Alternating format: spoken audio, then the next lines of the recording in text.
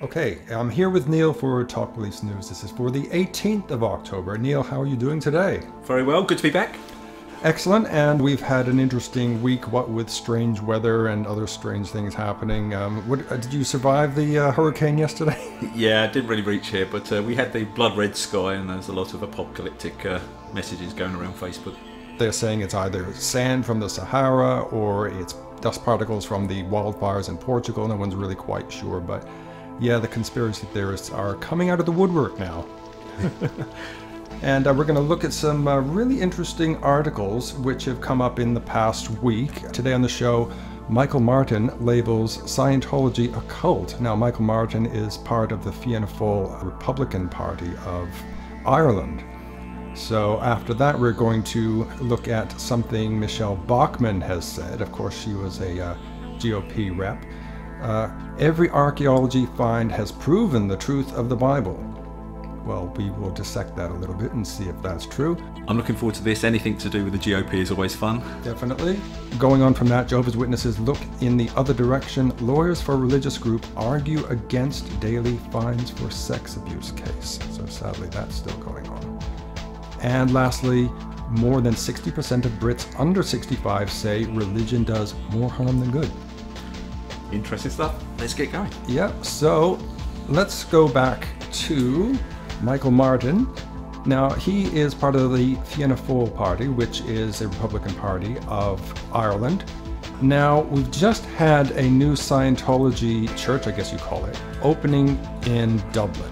I guess it's the first it's ever opened there. I don't know if it's the first it's ever opened in Ireland, but this guy, Michael Martin, he's labeled it a cult ahead of the opening of the new centre in Dublin. It says at the beginning of the article, and this comes from breakingnews.ie, dozens of protesters are gathering outside a massive new Scientology centre in Dublin.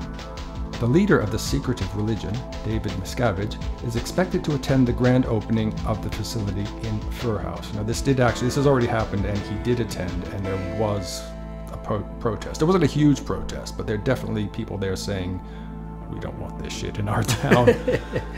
Rightly so, rightly so. And it says hundreds of Scientologists from across Europe and around the world have been flown in to attend the event. I'm assuming that's all of them. Yeah.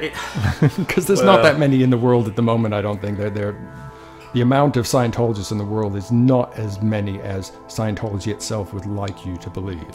Well, that's good news because it is a cult. There is no doubt about that whatsoever. They try to call themselves a religion. But it's the cult of L. Ron Hubbard, a science fiction writer who said, I'm not making any money out of this. You know how I could get rich? I could start a religion. And hence, what did he do? Yeah, because the chap who actually was speaking to him at the time, I think it was in the 1950s in a restaurant or something. It was another fellow science fiction writer. I can't think who it was at the moment. They had this conversation, and he tells it to this day. He said, yeah, this is what Ron said to me. He said, I've got a great idea to make a lot of money, but no one seems to take heed of that. No, it's very strange. Mormons are the same with Joseph Smith. They seem to take no notice of the fact that he was a criminal beforehand. But let's look at this story a little bit. These guys are definitely a cult. They are controlling. They won't let people speak. They hide people. In fact, there's rumours they imprison people. Yep. And don't let them speak in the public. Encourage you to disconnect from your family if they're not Scientologists. Without a doubt, one of the major indicators of a cult, anyone who's told not to talk to their current family or friends, that is the first sign you should be looking for when you're worried about a friend. Use words like disassociate or shun or disfellowship, or in this case, disconnection. Yeah, your family are going to pull you out, so your family are bad news. Stay away from them. So it's good news that someone so high profile is coming out and calling it a cult, in my opinion. He doesn't say he wants to legislate and ban it, which I also agree with. I don't think you can do that, but we need to educate people about what these people do. And I would say that's the same, should be the same for all religions and cults. Let's use education. The minute you start banning stuff, I think you make it more attractive. You start to drive wedges and drive people towards that cult. Yeah, so he's taking a very secular point of view of this. He said he does not want to see Scientology's European base established here, but does not think banning them is the best strategy. So, and the quote is, "These types of cult can be very damaging to people, particularly to young people. The best way forward needs to be examined. It may not be legislated. I think ultimately, in situations like this, it is about education." And that's the real important word here, isn't it? Yeah, and for anyone who doesn't really know much about Scientology, I definitely recommend watching the Leah Remini series that's on television, available at the moment, talking about her escape from Scientology. Yeah. Also, I know yourself, Mark, you've done an interview with Chris Shelton. Yes, he was on the Leah Remini show, and he was fairly high up, I think, in the organization. One day he just thought, I am spending all this money and there's no results coming out of this whatsoever. And you saw the cultic elements, and now he speaks out against it on his podcast. And then many people do, the higher up they get. Tom Cruise's wife. Yeah, so definitely I think this guy, he might get some flack from the church itself, from Scientology, who call themselves a church, for this. But I think good on him per se. Yeah, and I don't know what they'll do, because they have a history of basically anyone who speaks out about them just threatening to sue them, to shut them down, because they don't want this information getting out into the wider public arena. So I don't know if they'd be willing to go after him being a politician or not, but good on him for speaking out. Well, they've got their fair game policy, which basically says if anyone says anything against Scientology, you can say anything against them, because they deserve it. How dare they? So he might get a hate site put up. So, well, let's see. Okay, moving on. Now this comes from Patheos, which is of course the Friendly Atheist, very prolific atheist writer. Now this is Michelle Bachmann, who has said, "Every archaeology find has proven the truth of the Bible." And we have a bit of video here. And this is when she was talking to an audience of Christians, so it's strange why she's sort of proselytizing to them. So let's just hear what she has to say. Salvation is free. It is a way to come back to God. We do nothing for it. In fact, it is wrong theology you hold. If you think that at the end of your life, that life is made up of a pan balance, and if you did more good things than bad things, that somehow that will get you into heaven, I'm sorry to say you'll be tragically mistaken on that final day. There's only one way that you go into heaven, and that is receiving and believing that it is God who saved your sins and that He is who He says He is.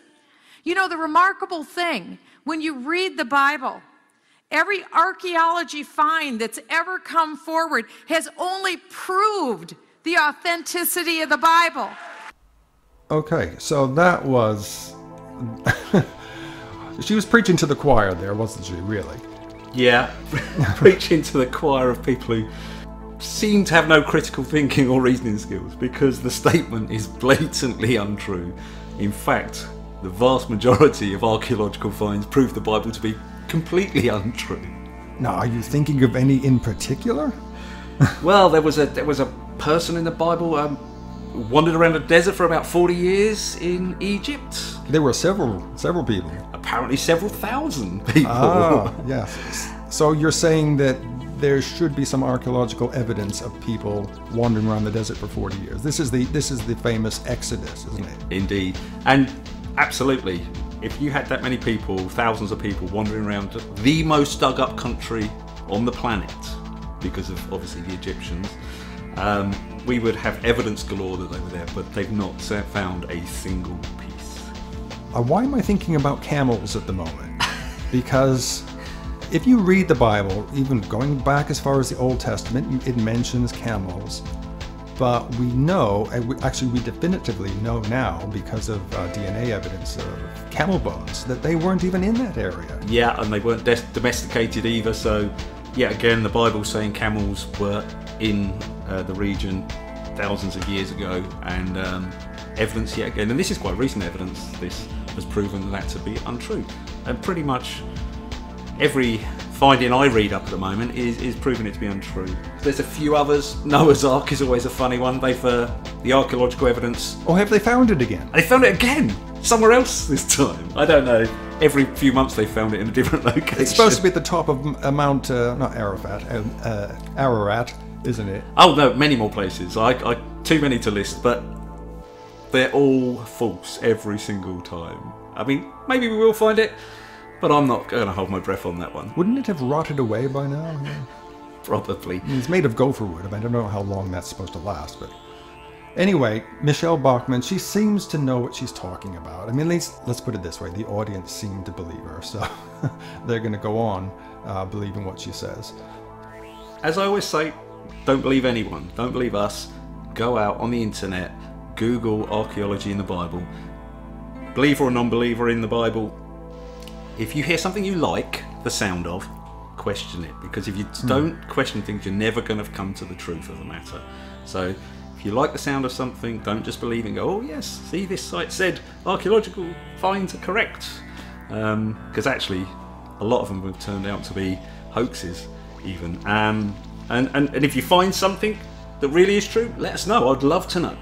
Yeah, it's absolutely up to the individual whether they want to believe this is true or these facts, in inverted commas, are true. But look it up. And if you still don't believe, that's up to you as well. But I think the real message, I would say, from articles like this is that do your fact checking and do lots of it. Yep, do your fact check and do lots of it. But God bless Michelle back, because endless fodder for rational thinkers to go and laugh at. And just because a high-profile person says something is true or factual doesn't make it true. No, absolutely not. Okay, now we are going to have a look at an article from the San Diego Reader.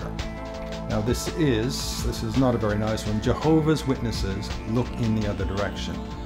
Lawyers for the religious group argue against daily fines in sex abuse case. Now, this has been going on for quite a while with the Royal Commission in Australia and all over the world, really, because Jehovah's Witnesses elders have been found to have been molesting kids for decades, really. Absolutely, and there's one thing about the Jehovah's Witnesses: they love keeping their ledgers and their records, and they've pretty much got a record of every single accusation that's ever been made, and they're hiding them all away and refusing to hand them over to the police and the courts. And just recently, I think it was part of this ongoing trial in Australia, they were asked very strongly to release these files, and they said no, because as far as they're concerned, it contradicts what they believe, which comes out of the Bible, which is this so-called two-witness rule. So the two-witness rule is something we've dealt with before in Talk Beliefs.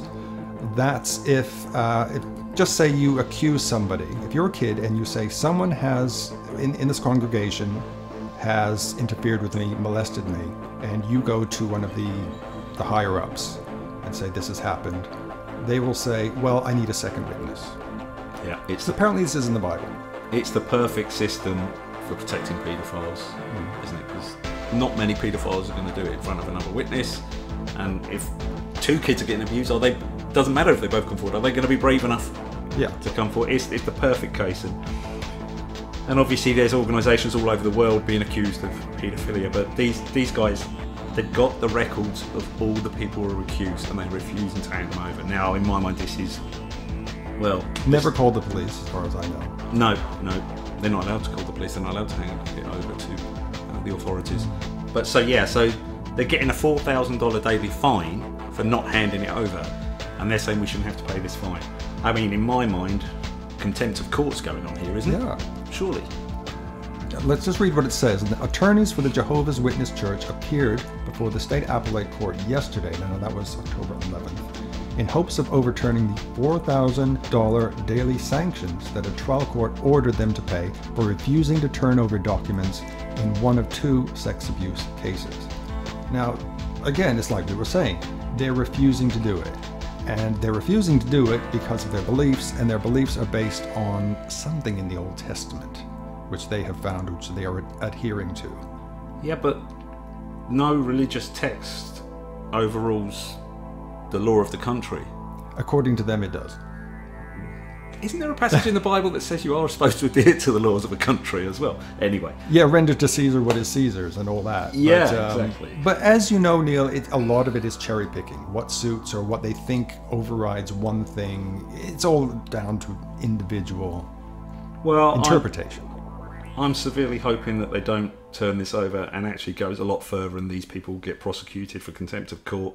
Personally, that's what I'd go for. And one step further, they're probably, in my mind, are they aiding and abetting child molestation, paedophilia? I don't know. That's up to the courts to decide. Well, it's still going on. Exactly, and they're still keeping records of it. Yeah. So. But I don't know. I think the Jehovah's Witnesses are not long for this world. There is the light at the end of the tunnel. They are losing so much money for all these claims around the world, and they're just paying them off, trying to shut people up. They've had to sell their headquarters and downsize. They're losing so much money. Having a lot of problems in Russia at the moment, aren't they? Yeah, although I don't agree with it being banned like it's being banned in Russia. But hopefully they're in a downward spiral. It looks like it. And lastly, we're going to go on to something a bit more positive, really. More than 60% of Brits under 65 say religion does more harm than good. Okay, now it's interesting. I'm not too surprised. Now this comes from the National Secular Society, and it says here, more than 6 in 10 under 65s in Britain think religion does more harm than good, according to a new international study, with no evidence linking this to religious intolerance. Just 23% say religion defines them personally. Now we're not too surprised, really. No, not too surprised at all. I mean, it sounds like great news to me, the fact that people are willing to admit now that they think religion isn't a good thing for the world. On a personal level, religion could do lots of good for people. I've been told all the time, but I guess the one I go back to is Catholics.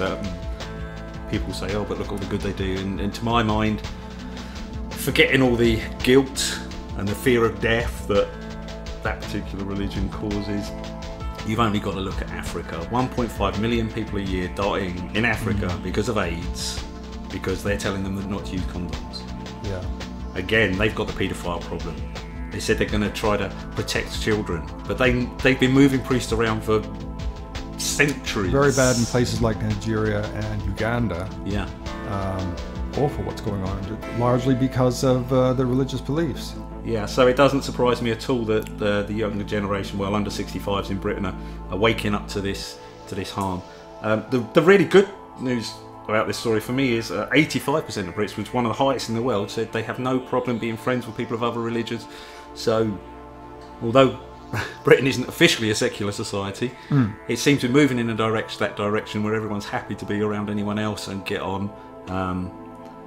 Although Brexit didn't prove that on their voting record, but maybe on a personal level that they do. So it depends how you read this. From my point of view, it's a good news story, I guess. Yeah. From other people, they say it's a shame and it's terrible and the moral bankruptcy of the country. But it doesn't feel that way to me. And having a secular mindset doesn't mean we want all churches banned. We want them out of the country. It's let's all work together. Basically, it's saying. You're there, you do your thing. Please don't try to force it into our school or under our government. And we're quite happy to have you, and we'll go along to your picnics and things like that, and you can come to our talks. It's just about treating everyone equal. Yeah. No one having any preferences or favours over anyone else, which I think is a fair way to run a country, run a world. Yeah, and they continue to preach in the streets, which we have a lot here in this town. We get a lot around our area. It's always good fun talking to them. Yeah, and pretty soon we should have a humanist table or some sort of display or something like that. It would be nice if humanists and that guy on the street more and people would realise what it's about. But then again, they'll probably just look at the humanists like they're wacky. What's going on? But the humanist agenda. Yeah, humanist agenda. Treat people nicely. Treat people how you want to be treated. God damn it. Okay, I think that about covers it for today, Neil. Thanks so much for joining me, and we will see you again next week. Do you have anything exciting planned for the rest of the day? Oh, I'm reading a book at the moment. Well, I can't recommend it yet because I'm only 20 pages in, but Secularism by Andrew Copson, and we'll have some news on that hopefully by next week. And if anyone who doesn't know, Andrew Copson is the head of the Humanists, as it's now called. Yeah. It was the British Humanists Association. They've just had a rebranding, yeah. Rebranding, yeah. Okay then, that's really interesting, and there might be some more on that soon. So watch this space. Okay, and if you like Talk Beliefs News, come back every Wednesday, and don't forget to hit that like button and subscribe if you haven't already, and don't forget Talk Beliefs normal uploads every Sunday. And if you like what we're trying to do, you can support us on Patreon. The link will be below in the description. See you next week.